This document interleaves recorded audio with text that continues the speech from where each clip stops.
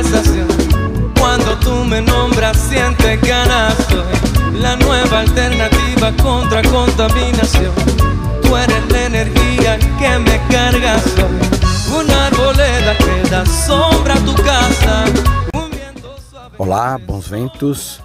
E ao som da música La Cumplicidade, do grupo porto-riquenho que toca reggae, com o nome Cultura Profética. Hoje vamos praticar a amizade, como eu sempre falo, ou praticar a nossa cumplicidade, junto a 8 pessoas inspiradoras, 8 histórias, 8 pensamentos peculiares, com as melhores respostas desses participantes do podcast Reset Humano, que nos fizeram refletir nesse segundo semestre de 2020. Falo segundo semestre porque o podcast Reset Humano nasceu em junho. Desde que nasceu o projeto Reset Humano, através do seu podcast, tenho apresentado músicas, tenho apresentado pessoas, tenho lido crônicas que eu mesmo escrevo e sempre uma entrevista muito singular. Como a música diz, nossa energia e vibração se complementam. Eu, montanhista Fred Duclerc, apresento o podcast com o episódio número 37 do projeto Reset Humano, com os melhores momentos de 2020. Você que me ouve no Brasil, nos Estados Unidos, aliás, uma grande audiência vem dos Estados Unidos, e nos outros 20 países que prestigiam o podcast Reset Humano, muito obrigado por me ouvirem. 2020 está chegando ao fim e hoje vou apresentar 8 histórias, 8 aventureiros na vida, 8 trekkers e montanhistas, 8 pensamentos peculiares, com histórias de vidas diferentes para levar até vocês e, claro, me incluo nisso com uma grande reflexão. Em todos os episódios que realizei em 2020, uma coisa ficou muito clara para mim destas pessoas que participam do projeto Reset Humano. Elas não vivem a vida por apenas vivê-la. Elas fazem valer muito, mas valer muito, viver a vida. E aqui vai meu carinhoso e grande respeito por estes entrevistados e por você que me ouve, que valorizam este projeto. Bom, quero agradecer você que me ouve e as pessoas que participam do episódio de hoje, pessoas que eu admiro, pessoas que eu respeito, pessoas que são do meu convívio pessoal. E aqui vai meu beijo carinhoso para você, Fernanda May, que é a criadora da Jornada Científica de Montanismo, que acontece no Rio de Janeiro. Meu amigo Abelardo Walsh, que é produtor de conteúdo, conteúdo outdoor, um grande filmmaker e também escalador. Meu amigo Rafa Heine, professor de escalada no Rio de Janeiro, aqui meu abraço. Cândida de Azevedo, com cada aventura especial, nos trouxe esse ano a sua experiência pelo Alasca, e outros lugares na Europa. Carolina Brazão, a melhor nutricionista, brinco sempre isso com ela, que é a melhor nutricionista dos montanhistas. Ela é uma pessoa que revolucionou muito a minha performance em montanha, devido ao seu grande conhecimento. Meu beijo, Carolina. Mariana Kifuri, um episódio muito especial que foi a psicologia do esporte. Aqui vai o meu beijo também. Luísa Galiza, sempre, com um destino diferente, sempre algo para levar na viagem, Luísa? Obrigado. Gão, um episódio fantástico que foi falar de amizade. Ele que faz parte de um grupo de amigos que se conhecem desde moleques. Tive a oportunidade de viajar com eles para o trekking do Fim do Mundo, onde eles me acompanharam. Então aqui, meu forte abraço, meu amigo. E a vocês, muito obrigado por ouvirem. O projeto Reset Humano nasceu em junho, que tem como DNA o convívio com a natureza na montanha, que visa desenvolver o ser humano, dando um reset, aquela reinicialização, um botão, gerando aprendizado e assim desenvolver a nossa sociedade, impactando de maneira positiva e repassando para a natureza, para o meio ambiente, para a nossa casa, ou seja, o planeta Terra. Para 2021, o podcast vai ficar ainda melhor. Vou realizar algumas mudanças novas e promete mudanças que serão positivas, ampliando o projeto, com novos integrantes e uma série de novidades.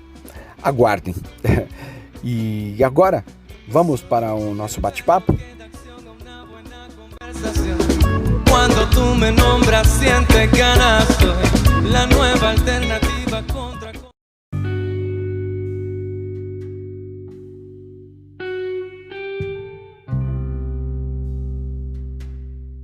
A ordem de participação, das perguntas, das pessoas que estão neste podcast não tem ordem de importância, ela é aleatória. E a primeira pessoa que eu vou começar é com a Fernanda May. Aliás, ela foi a primeira a inaugurar o podcast, foi a primeira pessoa a participar, né?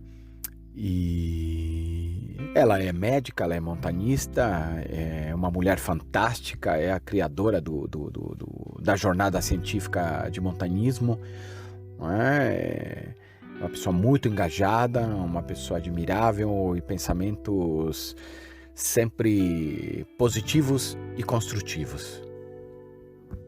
O que faz você resetar, ou seja, reinicializar sua mente nos momentos difíceis do teu dia a dia ou de alguma experiência que você tenha com dificuldade? Bom, resetar a minha mente num período difícil, eu acho que eu aprendi muito cedo. Eu passei por vários momentos bem difíceis na minha vida.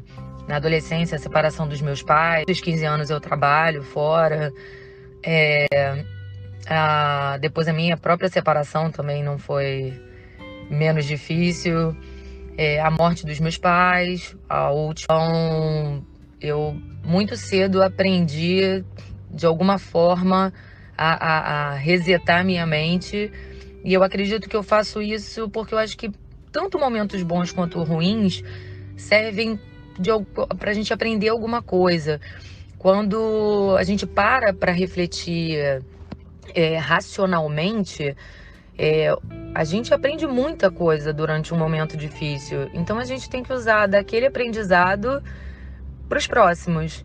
Então eu cada vez lido com momentos difíceis com uma maior facilidade, consigo resetar a minha mente mais facilmente. Eu tento usar aquilo sempre focando no que aquilo está me ensinando, do porquê aquilo pode estar acontecendo para mim e de como eu posso sair mais forte daquele momento. Então, eu tô olhando para um lado que às vezes eu deixava esquecido, que era a minha casa. Eu tenho trabalhado menos, então a minha vida tá um pouco mais desacelerada. O meu contato com a minha filha tá mais intenso. Eu tô olhando um pouco mais para mim, do que eu tenho que melhorar ou não. Então, eu acho que a gente vai usando esses momentos ruins e no momento em que você sente que ele tá saindo do controle, você tem que parar, respirar e pensar, mas disso tudo aqui, o que eu tô aprendendo? O que pode ser bom para mim desse momento ruim? Então, fazer com que o nosso caminho seja feliz, não só eu só vou ser feliz se eu conseguir isso ou aquilo. Não. Eu vou buscar aquele meu objetivo sendo feliz enquanto eu busco. E quando eu conseguir, melhor ainda. Então, eu acho que a gente tem que usar esses momentos para se fortalecer e ver o que a gente precisa melhorar, o que a gente pode fazer daqui para frente para a gente lidar com isso melhor.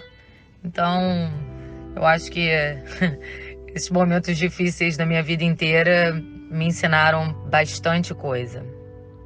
Verdade, concordo com você. O que mais te atrai num desafio? Bom, eu adoro um desafio, mas eu acho que a vida é desafiante.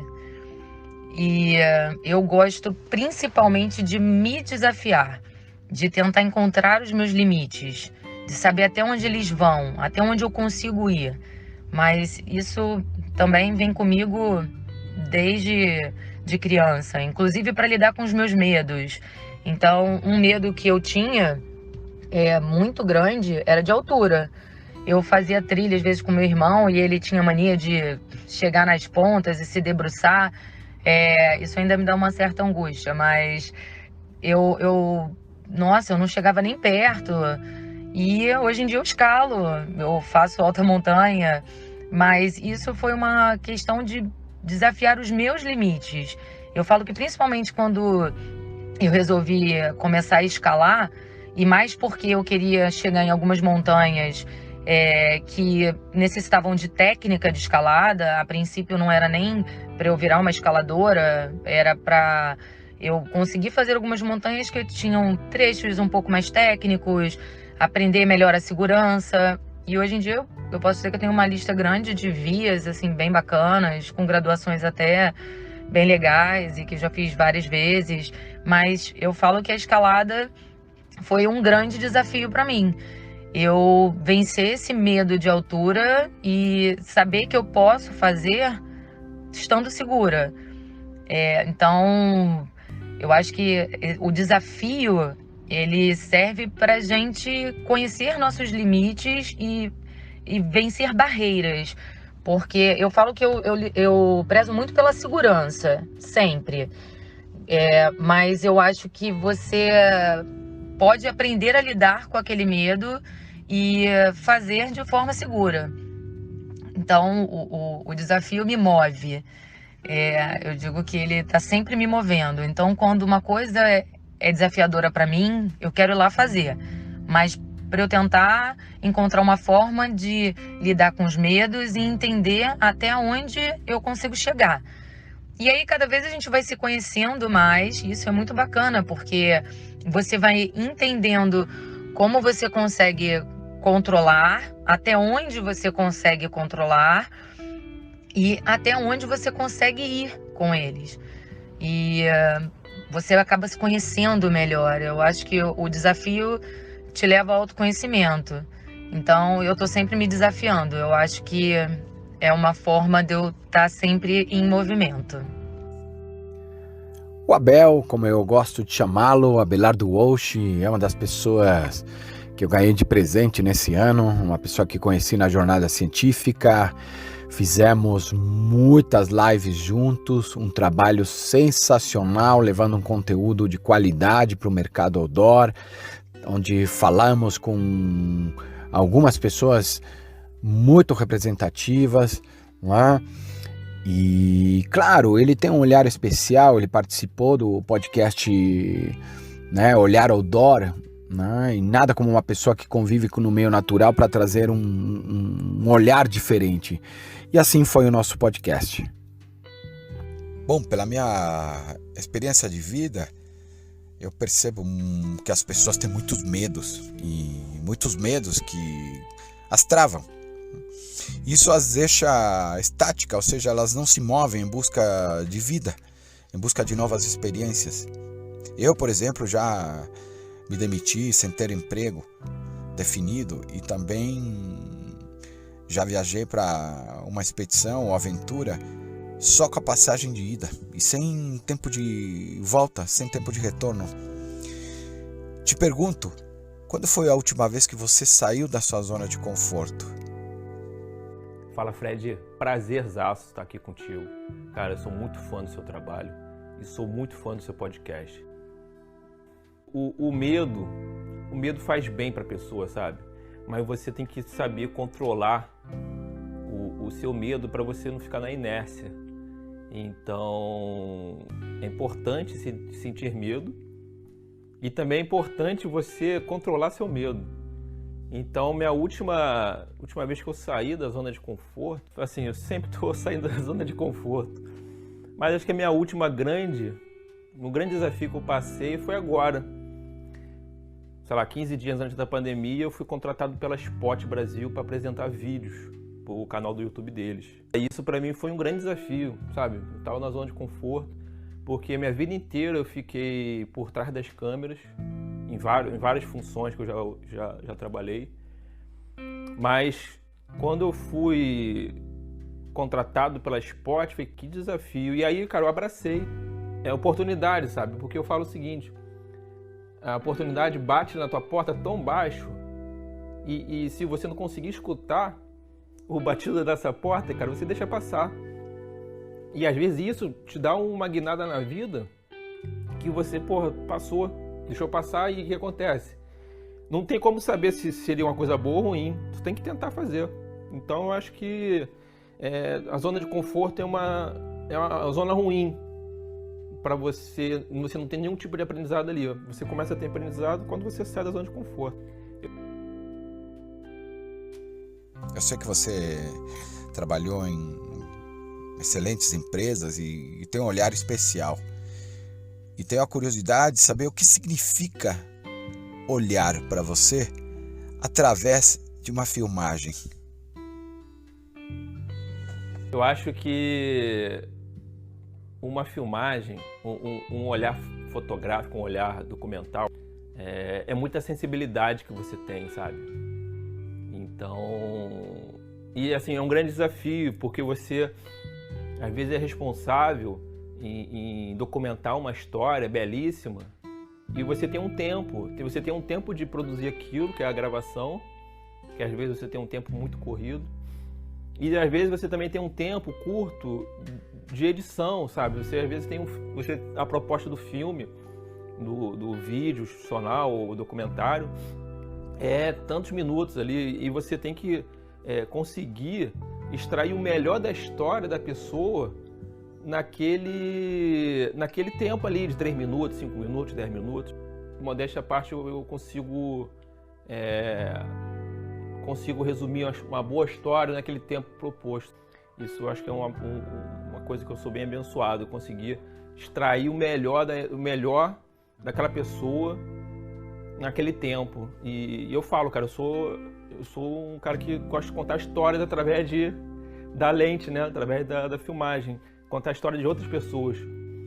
Você, para trabalhar num ramo desse, você tem que ser um cara paciente e escutar a história, sabe? A vida outdoor é um caminho sem volta. Eu falo que é um caminho sem volta. Você, quando é mordido pelo bichinho da natureza, você não quer mais outra coisa. Sempre trabalhei com filmagem, mas depois, e sempre fui do mundo outdoor. Sempre tive essa vivência ao ar livre, desde criança, sei lá, com 5, 6 anos de idade. Já acampava com a minha mãe. Minha mãe tinha um terreno na região dos Lagos do Rio de Janeiro e nunca construiu nada lá. Minha mãe comprou terreno com dificuldade de construir alguma coisa e ficou lá parado. E aí um dia ela falou, vamos lá acampar, passar o carnaval lá. Foi uma vivência outdoor, eu estava no gramado, ali no terreno, e foi uma coisa inesquecível para mim. Então, assim, eu tenho essa vivência toda. Mas a partir do momento que eu comecei a filmar, você aumenta a sensibilidade, sabe? Porque você consegue... Primeiro, você consegue escutar a natureza, né, cara? Com muito mais profundo, sabe? Você consegue escutar todas as nuances do som da natureza, o silêncio da natureza, sabe aquele silêncio? Os barulhinhos. Depois que eu comecei a filmar, eu comecei a apreciar ainda mais todos esses momentos pequenos, assim, ainda mais esses momentos pequenos, uma borboleta voando, uma formiga carregando uma folha, o peso da folha em relação à formiga. E filmar isso para mim é incrível. Então, conseguir estar no momento certo na hora certa e fazer aquela filmagem, cara, que dali para mim é ganhar na Mega Sena para mim.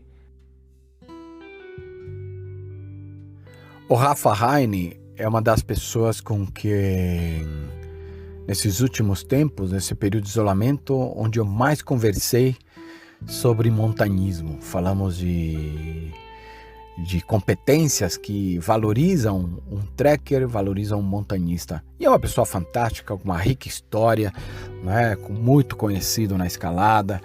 É uma pessoa que tem um grande respeito. E agora trago um pouquinho desse trecho, desse episódio onde nós conversamos. Rafa, por que será que as pessoas de hoje pensam muito em felicidade, mas pouco fazem para alcançá-la? Estamos perdendo a conexão com a vida e a natureza, Rafa? O ser humano, né, vindo de toda a sua história aí de revolução industrial, tecnológica, acabou se afastando muito da natureza, muito do divino e do sagrado, cara. Então, como a gente costuma falar, o meu Deus são as montanhas, a natureza, é por elas que eu me oriento, que eu sigo minha vida. Então, hoje em dia você vê muita gente pensando em felicidade, mas em felicidade, digamos, com frases prontas, empacotadas. Então, a galera faz muito pouco para alcançar essa felicidade, porque a felicidade não é um serviço, não é um produto, né? Não é uma frase que você posta no Instagram.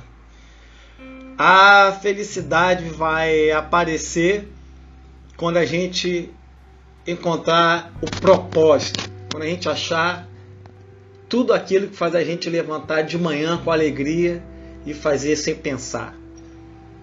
Para mim, é aí que mora a felicidade. Quando aquela coisa que eu faço me traz brilho nos olhos, arrepia meu braço. E como eu estou fazendo agora, eu amo ajudar as pessoas. Vocês vão até achar loucura, mas eu estou respondendo agora com o olho cheio d'água. É o propósito, ajudar o próximo. No meu caso, através do montanhismo, das escaladas, né? Então as pessoas estão procurando a felicidade, mas estão procurando felicidade sem propósito. Então a conexão com a vida e a natureza traz a gente para o essencial, para o mais simples, e aí a gente vai ver o que realmente a gente precisa para ser feliz, né, cara? Para alcançar essa tal felicidade. Para mim, a felicidade é viver na natureza, é viver livre, por eu ser uma pessoa inquieta. Então, isso para mim é a felicidade. Eu, desde cedo, aprendi muito com o esporte que pratiquei e pratico até hoje. Virou filosofia de vida, né? O montanhismo, no meu caso. E através dele tive grandes ensinamentos para a vida. E te pergunto, Rafa, com toda a sua experiência, quais os ensinamentos e competências que aprimoramos e aprendemos na escalada da vida? Ou a escalada para a vida? Cara, a escalada em rocha é um esporte fantástico para você desenvolver hoje uma coisa que é um tesouro, né, tanto para a vida pessoal das pessoas como para a vida profissional, e está muito em moda, né, nessa busca por felicidade, por autoconhecimento, que são as soft skills, né, as habilidades, digamos, finas, habilidades sociocomportamentais. Então, toda vez que você escala uma montanha ou aprende a escalar, a primeira coisa que você aprende na escalada é o foco, né? Você tem que prestar atenção uma vez, duas vezes, revisar, tá sempre atento, porque ao seu lado tem um fiscal que nunca dorme. O nome dele é gravidade. Então, como a gravidade não dorme, a partir do momento que você tirou os pés do chão, você está em outro mundo. Então, cada nó feito, cada fivela apertada, cada procedimento tem que ser muito bem pensado. E quando a gente está na altura, vai ter outra coisa que a gente vai aprender a tomar decisões, a nos comportar sob pressão. né? Pressão é a altura que eu estou me movendo, é um vento que dá na montanha durante a escalada, é o tempo virando, é dificuldade técnica, é o tipo de rocha. Tudo isso faz a gente ficar mais pressionado. Sabendo que você está trabalhando com pressão, você parte para o terceiro, que é trabalhar em equipe. Enquanto eu estou escalando, tem uma pessoa operando a minha segurança, que eu não posso nem olhar para ela se está certo, porque eu estou tão focado. Aquele momento é tão intenso, cara. Quando eu estou ali naquele lance difícil, que eu confio. Simplesmente é confiar, é o trabalho em equipe. E já que a gente desenvolve o trabalho em equipe, a gente vai cair para duas grandes competências, né, cara? Que é a autoliderança. Quem eu levo para escalar, se eu estiver guiando, tem que saber se virar sozinho longe de mim. Faz um nó aí, desarma a ancoragem, né? Tem um sistema de comunicação, às vezes em algumas paredes eu não vejo quem está dando segurança. Então eu conto que essa pessoa sabe desmontar a ancoragem, sabe tirar sua fita de autosseguro e ela vem até mim. E eu conto também que durante a descida, que eu vou descer primeiro para guiar o rapel, para ver as condições, que lá em cima ela vai montar tudo certinho, sua corda no freio, e desça corretamente com segurança. Então a gente vai desenvolver também tanto a liderança, o cara que tome decisão no nome do outro, como a autoliderança. É delegar, né? Com uma pessoa com autoliderança eu delego mais funções para ela, ela me ajuda mais. E juntos, nesse trabalho em equipe, né? Através de pequenas metas que na escalada nós falamos que são as enfiadas, cordadas, né? Ou esticões de corda, a gente vai à meta final, que eu costumo falar para os meus alunos, que em algumas escaladas, ou na maioria delas, é a metade do caminho, que é chegar no topo. A outra metade é tomar a decisão de como vamos descer, né? Que pode ser descido por caminhada, após chegar no cume, ou em certas vias, em certas paredes, eu vou ter que proceder pela técnica aí de troca de corda pelas proteções, que é o rapel.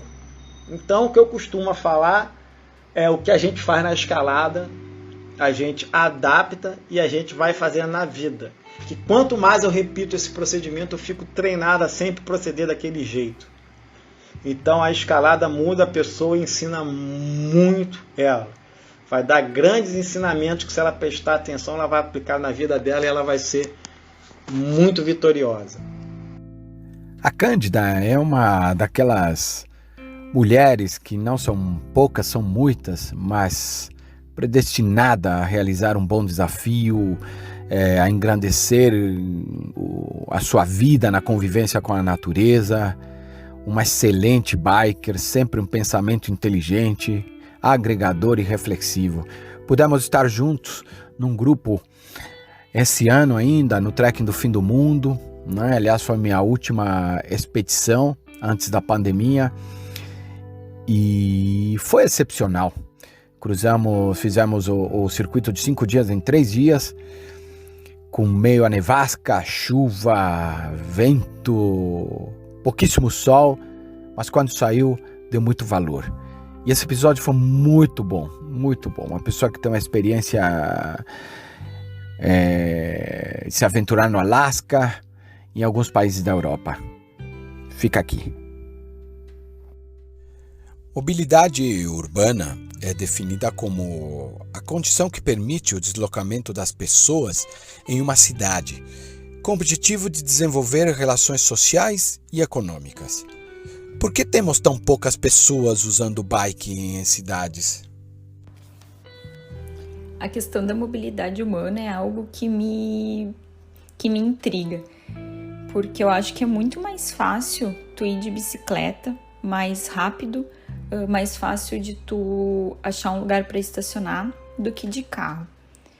Claro que existe a questão de tu tá fazendo um exercício físico, então ela vai exigir fisicamente de ti, mas é muito mais tranquilo tu te movimentar com a bicicleta ou a pé. Mas eu acredito que o grande motivo porque tão poucas pessoas usam as bicicletas em cidade é um pouco cultural. O poder público ele incentiva mais o uso do automóvel em razão de questões econômicas, no meu ponto de vista. Então, muita gente não usa bicicleta por comodidade, por não querer fazer o exercício físico, e também por, acho que, uma falta de incentivo, porque a gente vê lá fora tantas cidades que usam a bicicleta bem mais que os carros, e ela vem toda de uma questão cultural. Eu acho que no Brasil falta esse incentivo, tanto do poder público quanto de entidades privadas, de incentivar o uso da bicicleta. E até mesmo a questão financeira, né? Incentivar também, diminuir impostos, fazer com que a aquisição de uma bicicleta seja mais barata também. Eu sei que você já enfrentou nevasca durante 3 dias, quando a travessia era de 5 dias, como por exemplo em Navarino, no trekking do Fim do Mundo. E também sei que enfrentou tempestade de areia e passou por derramamento de lava, sem falar que fugiu pedalando, porque tinha um urso correndo atrás. Pode contar um pouco para os nossos ouvintes esta experiência aqui no Reset Humano? Pois é, eu gosto um pouquinho de uma aventura. E essas que tu pontuaste, acho que foram as mais desafiadoras. E eu acredito que em todas elas, assim, eu sempre visualizei eu ultrapassando aquele desafio. Acho que esse foi o ponto principal, assim, de eu conseguir vencer esses desafios, essas surpresas que aparecem no caminho, né? A primeira foi no Alasca, né, em que no primeiro dia de pedal, estava eu e meu namorado, veio um urso na nossa direção e a gente estava com o bagageiro da bicicleta quebrado, então foi uma surpresa e um desespero.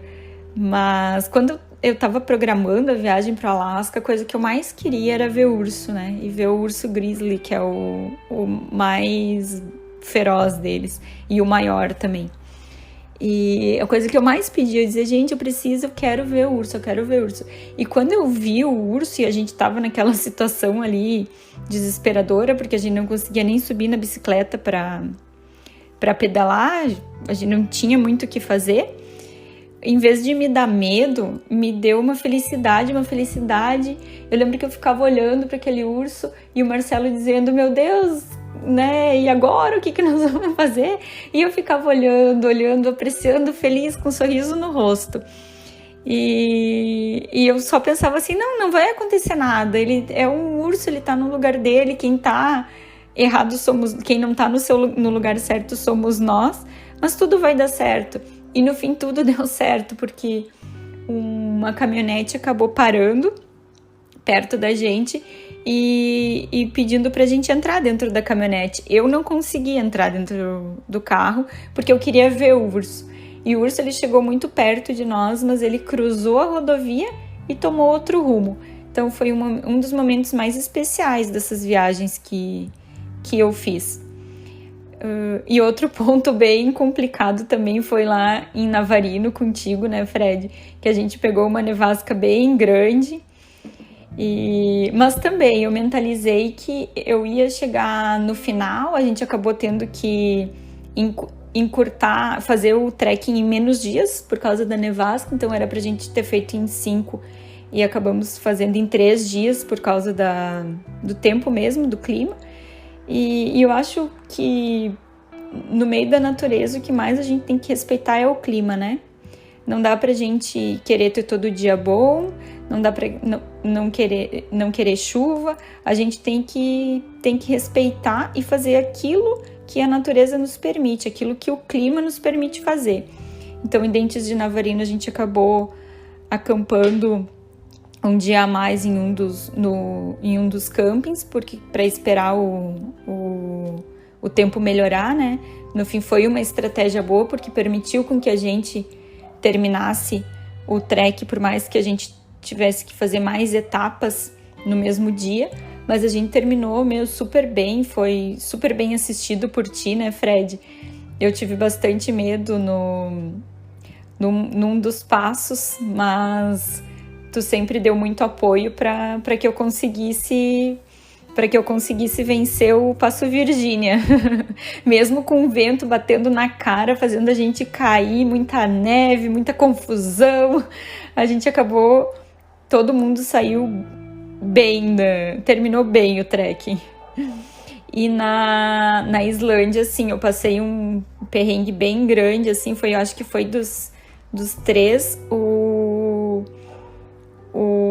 o evento que eu mais, assim, tive medo, porque a Islândia, o tempo é bem maluco, ele troca de estação, todas as estações se passam no mesmo dia, venta muito, muito forte, o vento também troca de lado o tempo inteiro. Nossa, é uma confusão, o clima é algo bem, bem louco na Islândia. E dos dias, quando eu estava indo do sul pro sudeste, eu passei numa área que era uma troca, a parte mais quente da Islândia para a parte mais fria. E ali num vale eu peguei uma tempestade de areia e eu não tinha o que fazer, porque eu estava no meio do nada, eu não tinha qualquer lugar para me abrigar, para me proteger. Então eu levei toda a tempestade de areia na cara mesmo. E o meu rosto era a única parte que estava exposta, então machucou bastante, machucou um dos meus olhos. E eu tive que ter paciência, eu empurrava um pouco a bicicleta naquilo que eu conseguia, parava para descansar, porque era bem difícil empurrar a bicicleta contra o vento, eu estava sozinha. E eu levei umas 2 horas e pouco para conseguir sair daquele lugar, sair da tempestade de areia. Então foi um desafio bem grande, eu me assustei muito, eu realmente me assustei, assim, foi um momento de um pouco de descontrole emocional. Mas que no fim, assim, com calma, com paciência, visualizando eu saindo daquele lugar e tudo melhorando, eu consegui vencer esse obstáculo. A Carol é um dos presentes da vida, né? A Carol é uma pessoa que é uma amiga pessoal, mas também é uma nutricionista excepcional e que ajudou a revolucionar a minha performance nos últimos tempos, né? E ganhei a importância de valorizar como é fundamental você ter uma alimentação adequada ao seu corpo, ao seu jeito de ser e principalmente ao que você pratica, né? E tornar isso um fator positivo e favorável a viver a vida, né? Carol, como eu sempre digo, você é uma das melhores nutricionistas, para mim a melhor nutricionista dos montanhistas. Vamos pro bate-papo. Bom, o comportamento alimentar está diretamente relacionado à nossa cultura, à sociedade em que vivemos. Nossa relação com a comida, clima, ecologia, aspectos biológicos, idade, sexo e econômicos. Nós somos o que comemos ou somos muito mais que esta afirmação? Olha, Fred, essa afirmação ela é bem conhecida, né? Nós somos o que comemos. E por muito tempo eu acreditei que ela era de fato muito verdadeira.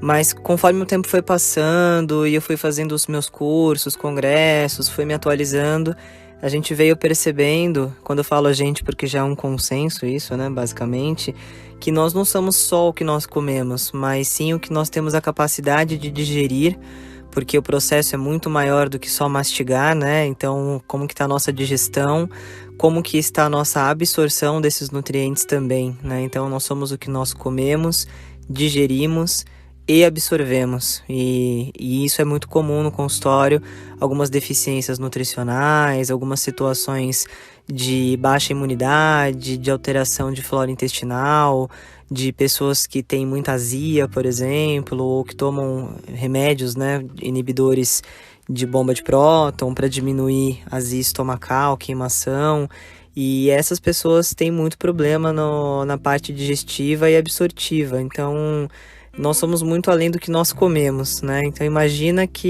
isso já seria um problema, um possível problema comendo certo. Imagina quem come mal, né?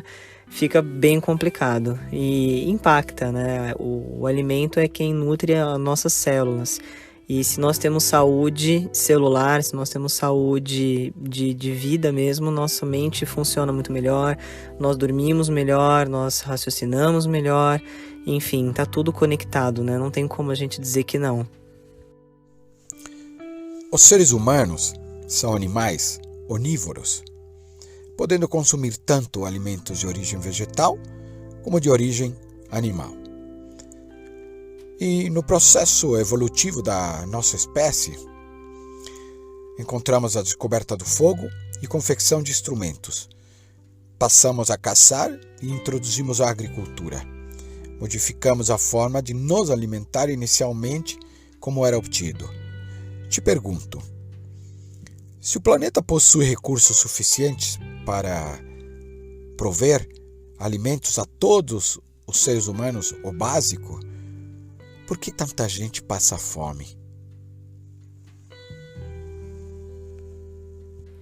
Olha, esse é um tema no mínimo curioso, né, Fred? Porque se nós formos pensar no Homo sapiens, né, o nome das cavernas, na época de caçadores-coletores, a alimentação era basicamente caça, era carne e gordura. Então comia-se uma ou outra fruta sazonal que encontrava pelo trajeto, não tinha ainda domínio de fogo para comer raízes, por exemplo, então isso foi sendo introduzido depois. E existem algumas teorias, né, algumas linhas de raciocínio de que a nossa imunidade, a nossa saúde começou a se deteriorar basicamente após a agricultura, né, com a introdução dos grãos, que basicamente são fontes de carboidrato, alguns têm um pouco de proteína, mas basicamente são carboidratos, e também com o sedentarismo que veio, né, na época de senhor feudal, e a época que realmente o ser humano começou a estabelecer residência fixa, né, e eu acho que a gente perdeu um pouco a capacidade do lidar com a fome. Então hoje a gente fala muito do protocolo de jejum intermitente. Eu sou apaixonada, inclusive, pelo jejum intermitente, mas existem pacientes que não toleram, às vezes, ficarem 12 horas, 14 horas, 16 horas sem comer. E hoje, quando a gente pensa em passar fome, lógico, existem situações onde as pessoas têm baixa renda ou estão em países que realmente a fome é um problema, mas se a gente tirar isso de cenário e pensarmos nas pessoas mais próximas, né, existe uma diferença muito grande entre o passar fome e entre o comer loucamente, boca nervosa, sem necessidade. Então hoje eu diria que as pessoas, de uma maneira geral, sentem um pouquinho de fome e já saem se entupindo de comida. E lógico que é insustentável isso a longo prazo, né?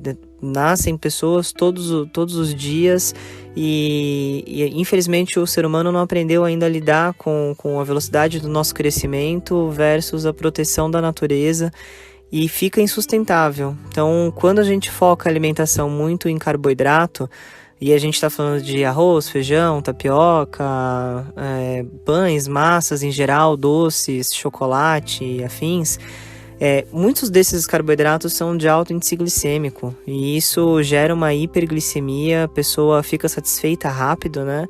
Com um volume razoável, porque normalmente não precisa mastigar muito bem esse tipo de alimento, e as pessoas hoje em dia esqueceram que elas precisam mastigar, né? Então elas comem um volume rápido, se saciam rápido, mas depois a hipoglicemia vem. Então eu brinco que tudo que sobe rápido demais, desce rápido demais, né? E aí é onde vem a boquinha nervosa. Então a pessoa vai na cozinha, belisca um pedaço de pão com alguma coisa, daqui a pouco, 1h30, 2 horas, ela já tá com fome de novo. Então quando vê, a gente tem um lado comendo demais e um lado comendo de menos, né? Que é realmente as pessoas que não podem, que não têm acesso. Mas eu acredito que boa parte foi nesse cenário. E além disso, a gente tem também muito desperdício, né? Acho que quando o ser humano se distanciou da caça e ele vai ao mercado e a carne está embalada, bonitinha, com a música do Pão de Açúcar, o cliente mais tocando de fundo, na empolgação muita gente leva a comida para casa e às vezes na hora de comer está satisfeita ou acaba deixando estragar na geladeira. Então, além disso, a gente tem muito desperdício e talvez até uma falta de respeito, né, pela vida que foi ceifada ali para alimentar alguém que não foi alimentado no final das contas. A Mariana Kifuri Foi uma grata indicação, não é? E onde nós fizemos um episódio que eu julgo muito importante, que é a psicologia do esporte, que trabalha a força mental, mas não só a mente, né? Tem todo um contexto, ou seja, foi um episódio muito rico. E aqui uma pequena amostra da mente desta pessoa que entrou para o meu circuito de amizades.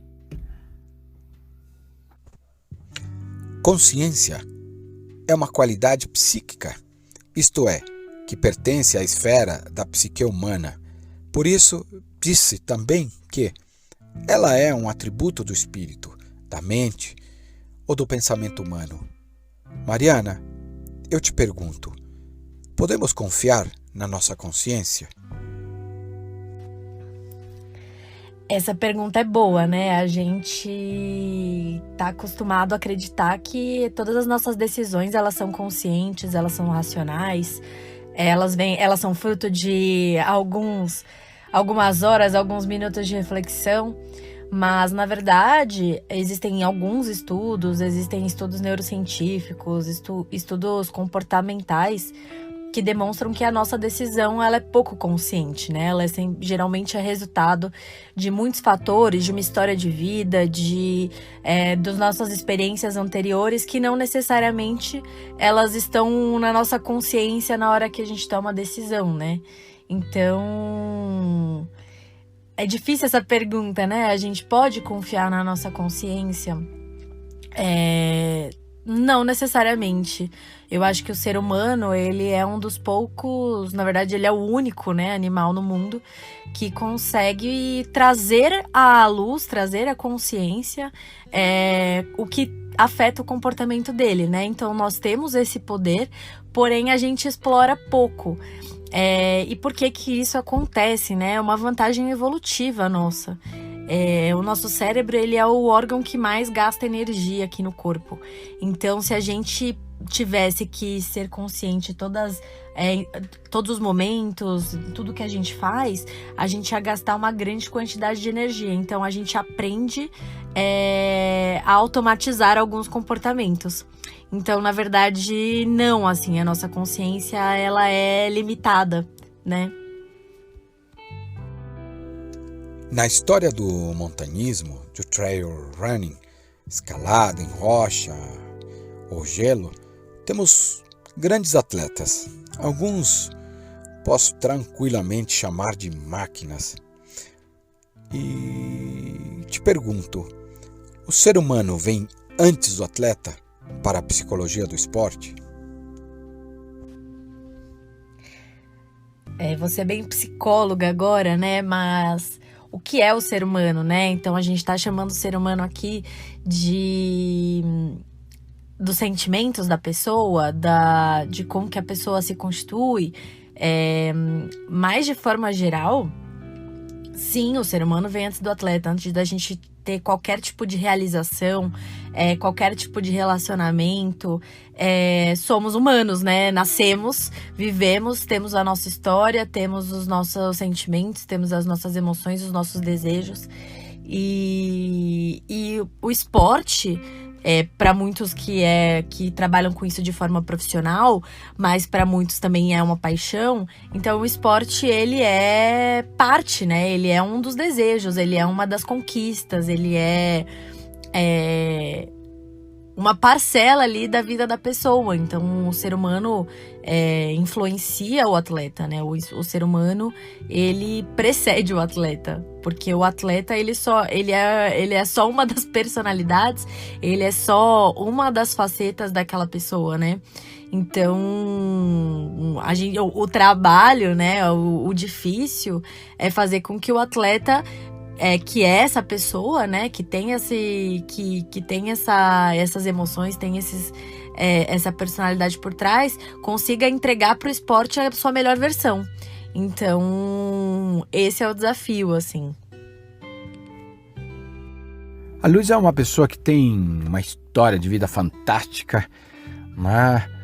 É uma pessoa que saiu de fora da caixinha, né? Ou da zona de conforto, que a gente chama de um trabalho estável, para viver também de natureza e viver uma aventura na vida, né?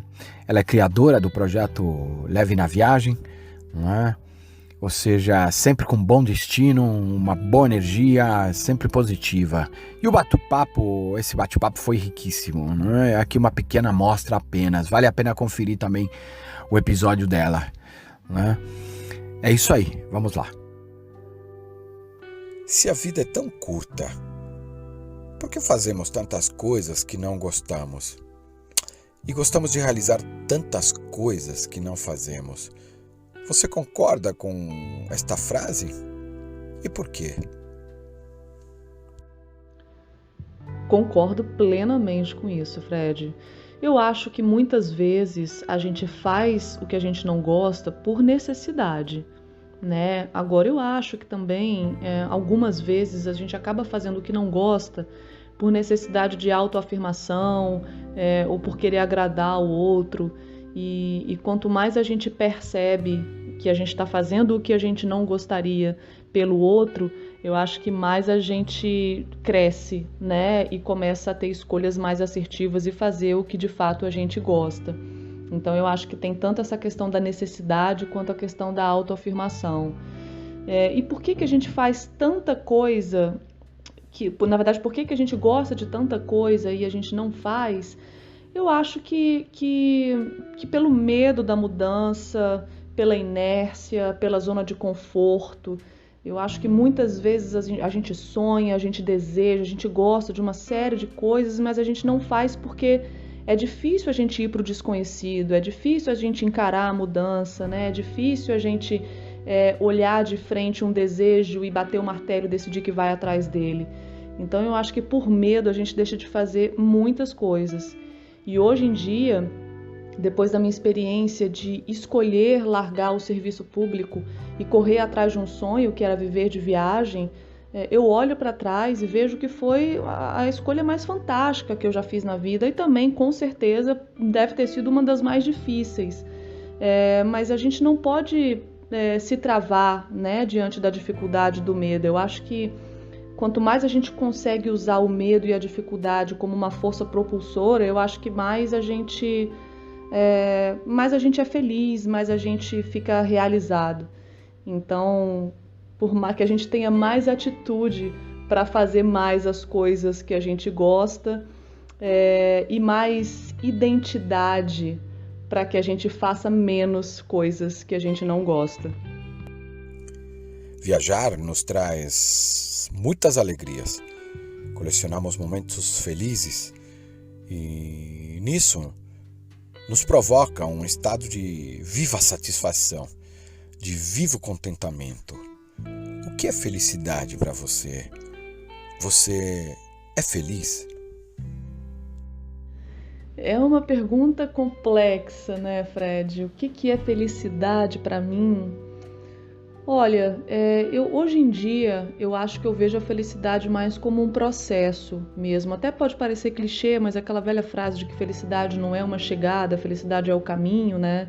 Hoje em dia eu enxergo isso, eu vejo muita beleza no trajeto, no caminhar. Então, para mim, felicidade está nas pequenas coisas, está nas pequenas realizações, nas pequenas alegrias, no aprendizado de pequenas dores. Então, eu acho que felicidade é tirar o melhor daquilo que você está vivendo. E eu acho que, pensando assim, de alguma forma, é como se eu sempre estivesse feliz, mesmo em momentos difíceis, de dor, enfim, que todo mundo passa.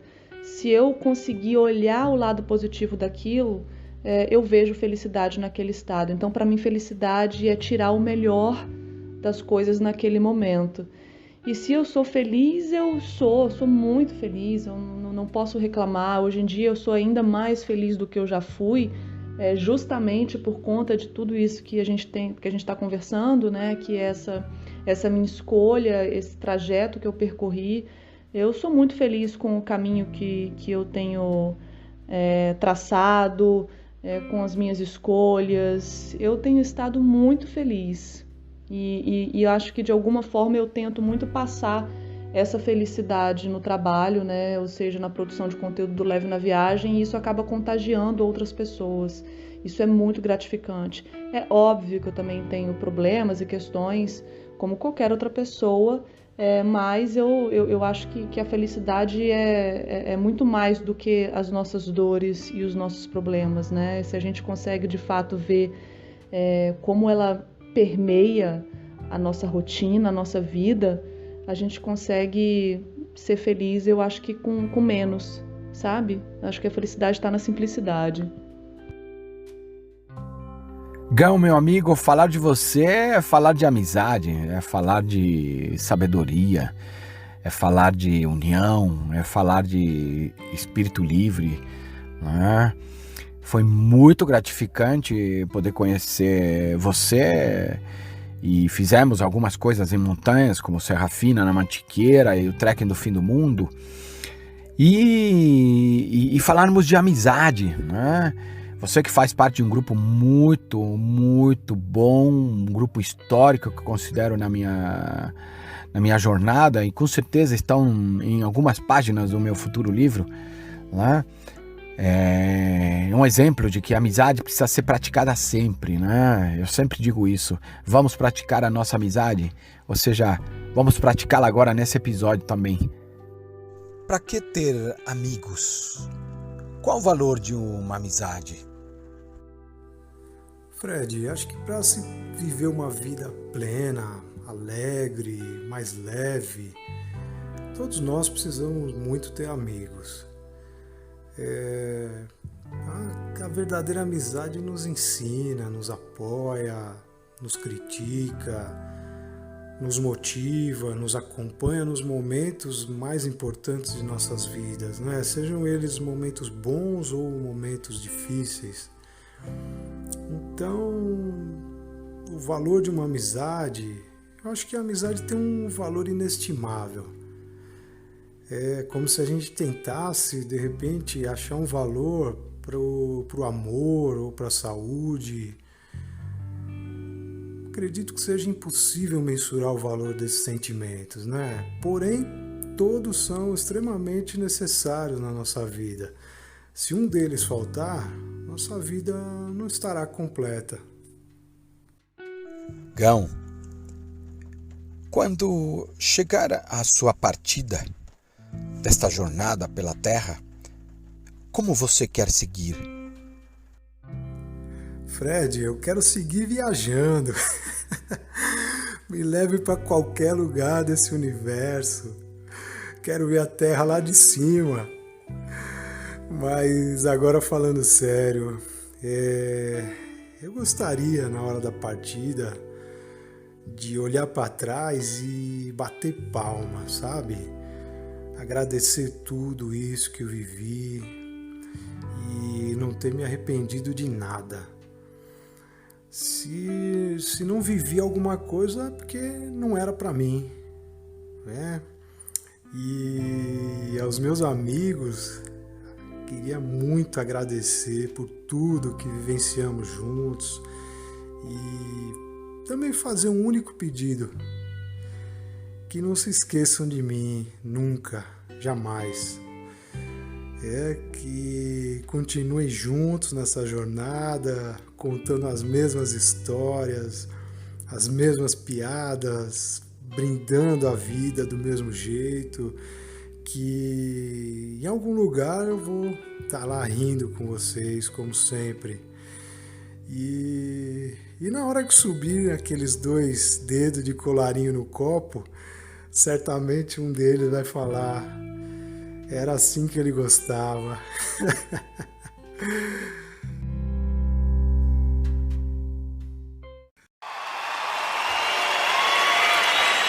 Si una cosa no puede existir la otra, y lo saben. Así que debo decirles desde el fondo que realmente agradecemos esa complicidad.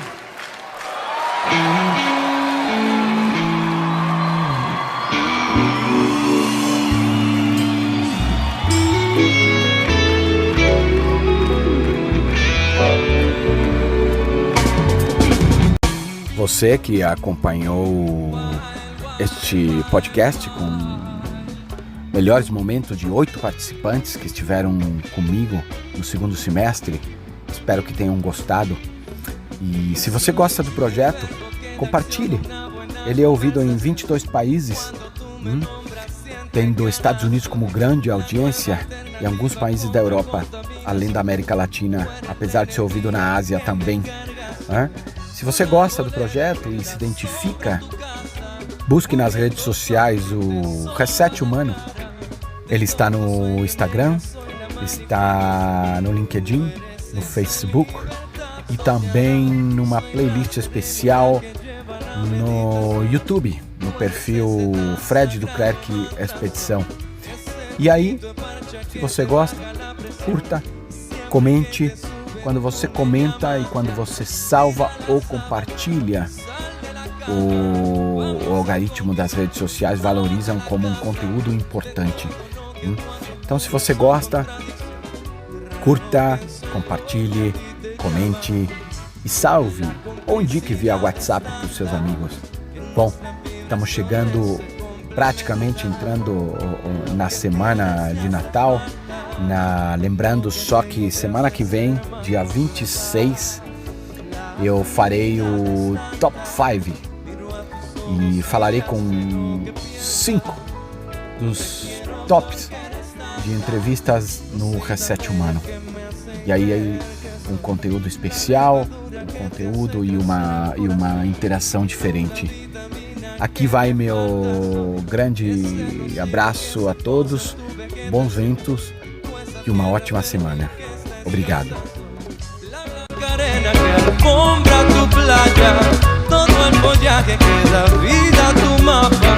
De toda idea creativa soy la gestación. Tú eres la utopía deseada. La complicidad es tanta que nuestra vibración se complementa. Lo que tienes te hace falta y lo que tengo te hace ser más completa.